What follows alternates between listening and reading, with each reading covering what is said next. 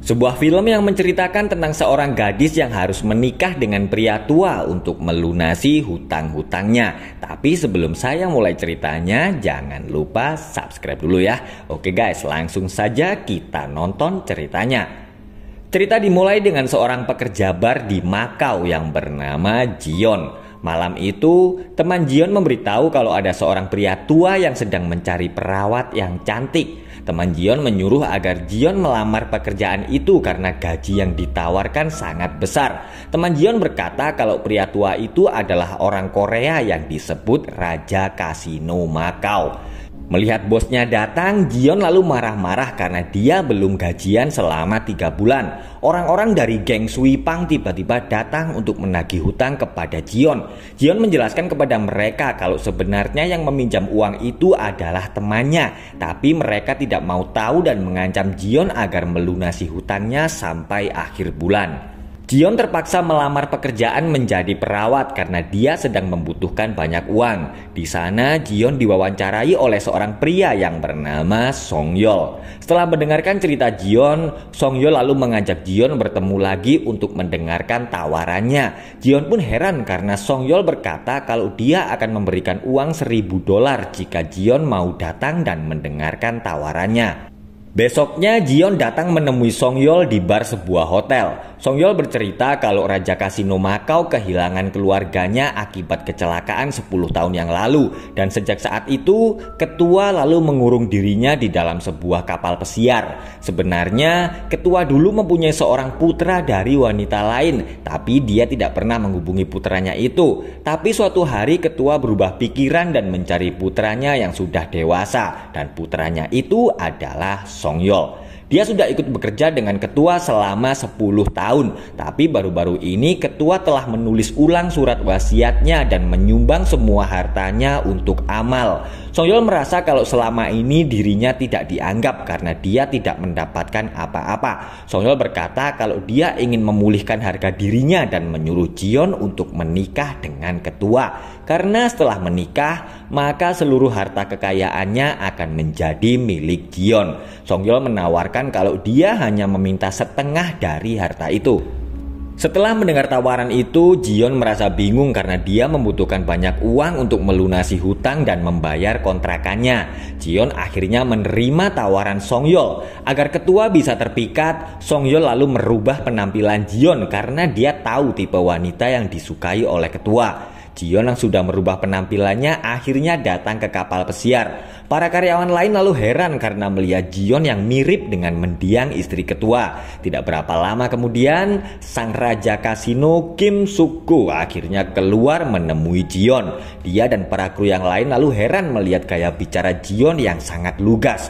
Jion lalu pergi ke kamarnya dengan diantar oleh asisten ketua Kim yang bernama Yumi. Sore harinya, Songyol memberitahu kalau ketua Kim sepertinya tertarik kepada Jion. Ketua Kim akan memberikan uang $100 jika Jion mengizinkannya merokok. Tapi Jion mengembalikan uang itu dan berkata kalau ketua Kim tidak boleh merokok dan harus menuruti apa kata dokter. Ketua Kim lalu marah karena Jion telah melarangnya merokok. Saat keluar kamar, Songyol berkata kalau Jion telah melakukan tugasnya dengan baik. Malamnya, ketua Kim mengadakan pesta penyambutan perawat baru. Songyol lalu mengajak Jion berdansa untuk memancing ketua Kim. Ketua Kim sedang bersama kapten kapal yang bernama Kapten Park. Dia lalu memeraih Yomi karena Yomi diam-diam telah memasukkan air ke dalam minuman kerasnya. Tidak lama kemudian, Jion datang dan ketua Kim mengajaknya bermain catur. Ketua Kim lalu mengajak Jion taruhan. Dia akan memberikan apapun yang Jion mau jika Jion bisa memenangkan pertandingan. Melihat itu, Songyol diam-diam mengirim pesan dan menyuruh Jion untuk mengalah. Tapi Jion tetap bermain dan dia akhirnya berhasil memenangkan pertandingan. Karena menang taruhan, Jion meminta ketua Kim untuk bermain piano. Tapi ketua Kim menyuruh mereka semua untuk kembali ke kamarnya masing-masing karena pesta telah selesai. Yumi bercerita kalau ketua Kim dulu pandai bermain piano. Suatu hari dia mengundang teman-temannya untuk datang, tapi keluarganya tewas dalam kecelakaan mobil saat dalam perjalanan. Dan setelah kejadian itu, ketua Kim tidak pernah lagi bermain piano. Setelah mendengar cerita Yomi, Jion segera menemui ketua Kim untuk meminta maaf. Jion bercerita kalau dia juga kehilangan orang tuanya karena mengalami kecelakaan saat akan membeli baju. Dan sejak saat itu, Jion menjauhi toko pakaian, sama seperti ketua Kim yang tidak mau lagi bermain piano.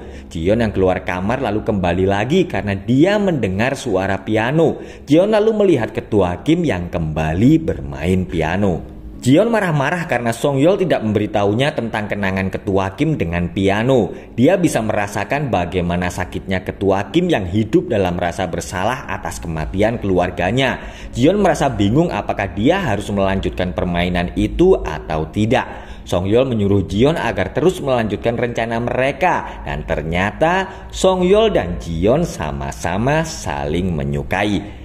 Besoknya, ketua Kim sedang memancing bersama rekan-rekannya, tapi dia sedang dalam bahaya karena ada ikan besar yang memakan umpannya. Melihat itu, Jion segera menyuruhkan untuk memotong tali pancing ketua Kim. Ketua Kim memarahi ikan karena ikannya telah lepas. Dia menyuruhkan yang tidak bisa berenang untuk melompat ke air dan menangkap ikan yang telah lepas.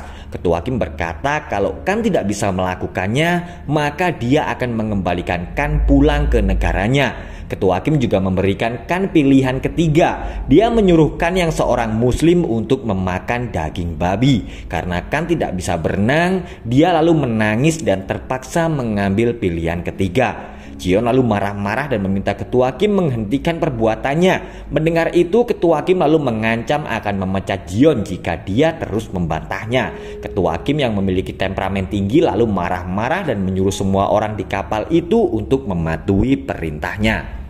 Setelah kejadian itu, Jion akhirnya memutuskan berhenti menjadi perawat ketua Kim. Tapi Songyol mendatanginya dan meminta Jion untuk kembali lagi. Jion menolak karena dia tidak tahan dengan kelakuan ketua Kim. Dan mereka juga tidak tahu kapan ketua Kim akan meninggal. Kapten Pak membawakan album foto ketua Kim bersama keluarganya. Kapten Pak lalu berkata kalau dia ingat dengan almarhum istri ketua Kim saat melihat Jion.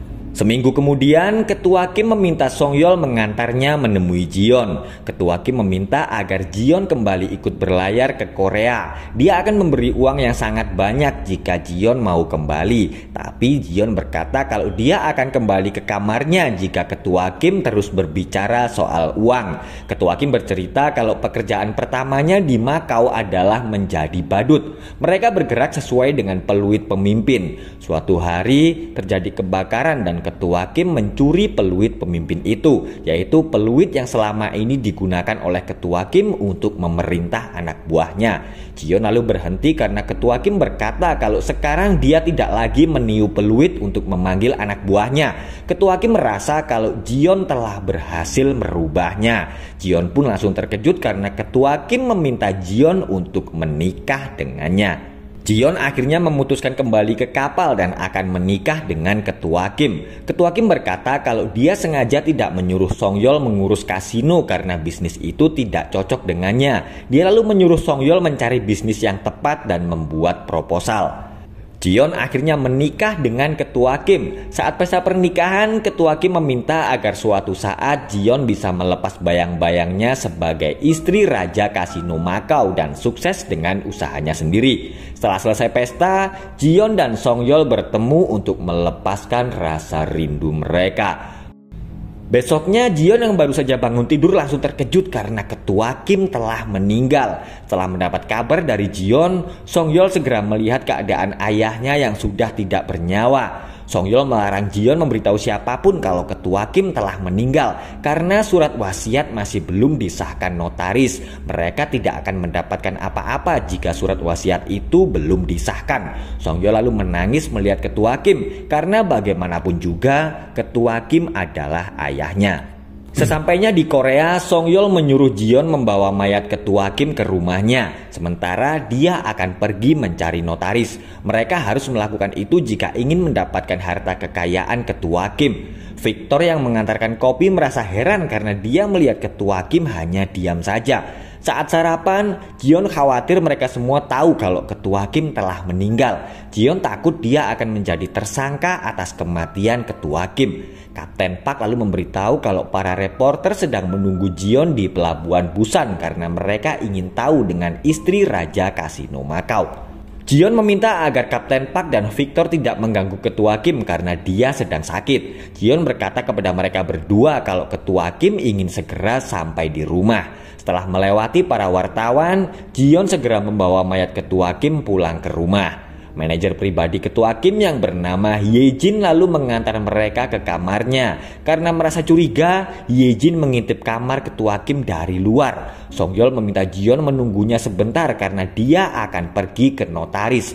Song-yeol lalu meminta agar Jion memasukkan makanan ke dalam tubuh Ketua Kim karena jam 3 sore nanti dia akan diotopsi terlebih dahulu untuk bisa mendapatkan surat kematian. Dengan terpaksa, Jion lalu memasukkan makanan ke dalam mayat Ketua Kim dengan menggunakan selang. Selesai makan, Ye-jin kembali curiga karena melihat salah satu sendok yang masih bersih. Tepat jam 3 sore, dokter yang disuruh Song-yeol untuk membuat surat kematian akhirnya datang. Jion meminta agar surat kematian itu dibuat di situ saja karena dia sangat lelah. Tapi ternyata pria itu bukanlah dokter, tapi dia adalah seorang detektif yang bernama Detektif Kang. Dia berkata kalau kepolisian mendapat telepon kalau Ketua Kim sedang dalam bahaya dan polisi akhirnya menangkap Jion untuk diperiksa. Di kantor polisi, Jion memberitahu Detektif Kang kalau Ketua Kim meninggal saat mereka baru saja sampai di rumah. Tapi Detektif Kang lalu mengeluarkan selang dan suntikan yang digunakan Jion untuk memasukkan makanan. Dia lalu berkata hasil otopsi menunjukkan kalau Ketua Kim meninggal karena kekurangan oksigen. Seseorang telah menutupi wajah Ketua Kim dan membunuhnya. Detektif Kang lalu bertanya kenapa Jion menutupi kematian Ketua Kim. Ternyata semua orang di kapal pesiar telah bersaksi kalau Jion berperilaku aneh saat di pelabuhan. Sang sopir yang mengantar mereka ke rumah juga melihat kalau Ketua Kim telah mati. Setelah mendengar itu, Jion lalu bersumpah kalau dia bukanlah pembunuh Ketua Kim dan dia hanya menunggu surat wasiat yang akan disahkan oleh notaris. Jion lalu menyuruh Detektif Kang menghubungi Song-yeol untuk mendapatkan penjelasan. Tidak berapa lama kemudian, Song-yeol lalu datang. Tapi Jion heran karena Song-yeol justru menuduhnya telah membunuh Ketua Kim. Detektif Oh melaporkan kepada Detektif Kang kalau dia telah memeriksa surat wasiat yang dibuat oleh Ketua Kim. Di surat itu ditulis kalau Ketua Kim akan mewariskan 10% hartanya kepada Song-yeol dan 90% untuk Amal. Tapi di surat itu juga ada klausul pengecualian. Jika Ketua Kim menikah sebelum dia meninggal, maka 90% itu akan diserahkan kepada istrinya atau Jion. Ternyata Song-yeol telah menjebak Jion. Song-yeol berkata karena Jion telah membunuh Ketua Kim, maka Jion tidak akan bisa menjadi pewaris kekayaan Ketua Kim. Song-yeol ternyata juga telah bekerja sama dengan teman Jion untuk menjadikan Jion sebagai korban. Jion berkata kepada Detektif Kang kalau Song-yeol telah merencanakan semuanya. Tapi Detektif Oh kemudian memutar rekaman pembicaraan Jion saat Song-yeol mendatanginya. Rencana Song-yeol akhirnya berhasil dan dia mendapatkan 90% harta kekayaan Ketua Kim. Sementara itu, Jion sedang bersama Ye-jin. Jion berkata kalau dia ingin menghadiri upacara pemakaman karena dia ingin melihat Ketua Kim untuk yang terakhir kali. Ye-jin pun langsung terkejut saat Jion berkata tentang kisah gadis sirkus, yaitu sebuah kisah yang dulu juga diceritakan Ketua Kim kepada Ye-jin. Ye-jin tiba-tiba memanggil pengacara untuk Jion dan dia akan membawa Jion pergi ke upacara pemakaman. Jion memberitahu Ye-jin kalau di upacara pemakaman dia berencana akan menemui Kang. Ye-jin kemudian bercerita kalau siapapun yang mendengar cerita tentang gadis sirkus itu berarti Ketua Kim telah mengakui mereka sebagai keluarga. Kang menelpon kantor polisi dan memberitahu kalau Jion bukanlah pembunuh Ketua Kim. Tapi Detektif Oh tidak mengerti dengan perkataan Kang yang berbicara dengan bahasa Pakistan. Saat upacara pemakaman, Jion heran karena dia tidak melihat Kang. Yomi yang bertemu dengan Jion berkata kalau dia percaya Jion bukanlah pembunuh Ketua Kim. Yomi lalu memberikan foto-foto mereka saat di kapal pesiar. Dia berkata kalau Ketua Kim ingin memberikan foto-foto itu sebagai hadiah untuk Jion. Kan yang baru saja sampai di tempat itu lalu menemui Song-yeol. Kan berkata kalau sepertinya dia tahu siapa pelaku yang telah membunuh Ketua Kim. Mendengar itu, Song-yeol lalu segera mengajaknya pergi. Polisi akan membawa Jion kembali ke kantor. Di perjalanan, Jion melihat kalau foto-foto itu adalah foto dari kamera rahasia yang ditaruh Ketua Kim di dalam kapal pesiar. Keributan terjadi saat Jion ingin melihat foto-foto itu dan mobil mereka akhirnya mengalami kecelakaan. Jion berhasil selamat dan kedua polisi itu sedang pingsan. Songyol menelpon Yomi karena dia akan mengambil anjing Ketua Kim yang bernama Fluffy. Ternyata Ketua Kim telah meletakkan kamera rahasia itu di jepit rambut milik Fluffy. Dan malam itu Fluffy melihat saat Songyol menghabisi Ketua Kim. Dengan diantar pacarnya, Yomi pergi ke kapal pesiar untuk menemui Songyol. Tapi Jion menelponnya dan memberitahu kalau Songyol telah membunuh Ketua Kim. Dia menyuruh Yomi agar segera pergi dari situ bersama Fluffy. Tapi Songyol tiba-tiba memukul mereka berdua hingga pingsan. Jion yang baru saja datang lalu menyerang Songyol dan dia segera mengambil Fluffy. Tapi Songyol mengunci pintu kapal agar Jion tidak bisa keluar. Setelah mengambil jepit itu, Jion lalu melepaskan Fluffy untuk mengalihkan perhatian. Tapi Songyol berhasil menangkapnya dan mengambil jepit Fluffy. Saat Songyol lengah, Jion tiba-tiba menyerangnya. Tapi dia tidak bisa keluar karena pintu kapal telah rusak. Jion sedang dalam bahaya karena Songyol akan membunuhnya. Beruntung Yomi yang sudah sadar lalu memukul Songyol sampai pingsan. Jion telah terbukti tidak bersalah dan dia akhirnya menjadi pewaris kekayaan Ketua Kim. Sementara itu, Songyol harus mempertanggungjawabkan perbuatannya di penjara dan film pun selesai guys.